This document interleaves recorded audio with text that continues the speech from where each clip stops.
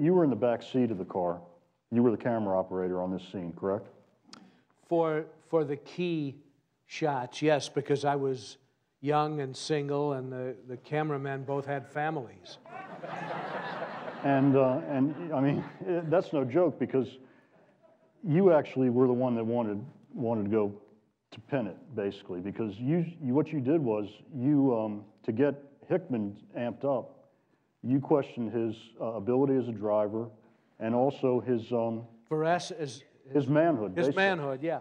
And tell us what you said to him to get him stoked. Well, he asked me he and I used to have a kind of an easygoing banter between us, and Bill used to like to have a drink while he was working sometimes.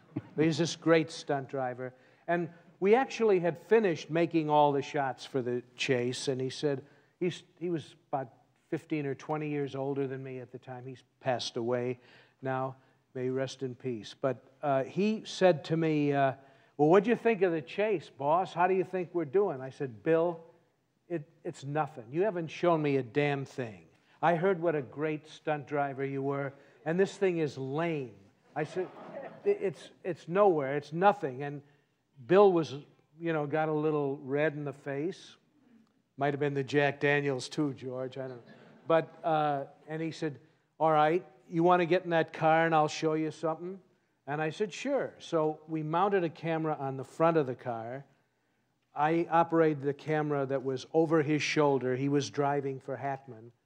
And the only other thing we had on the vehicle for the protection of innocent civilians was a police gumball on the top of the car, a siren that you couldn't see. We didn't photograph it. And Hickman drove at 90 miles an hour for 26 blocks without stopping. And that's the main chase shots from French Connection come from that one take. Right. And look, we had no permission to do anything.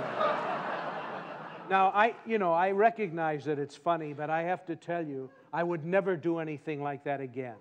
As I got older and as I'm sitting here now, I realize, it's a good scene, but I would never do it. It was foolish.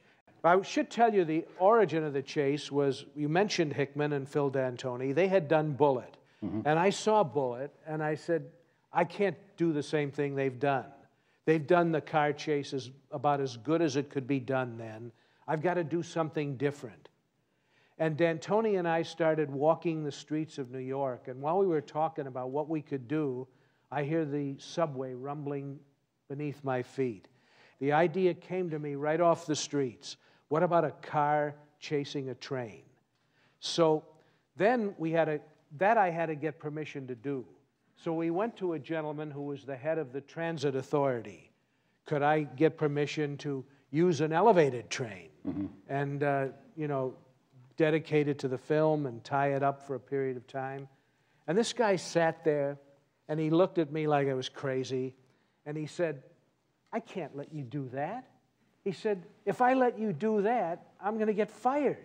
He said, first of all, we've never had a train crash. We've never had anybody hijack a train like you're suggesting. We've never had a car chasing a train. And the memory of man runneth not to the contrary. And so the production manager and I got up to leave.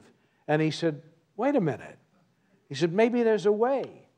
I said, well, what would that be? He said, $40,000 and a one-way ticket to Jamaica. And he was serious, and that's what we did. Now, $40,000 and a budget of $1,500,000 was a huge chunk.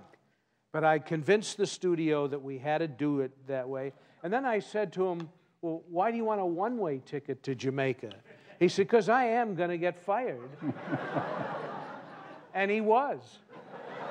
When that film came out, we had his permission. We owned that elevated line, and he was fired.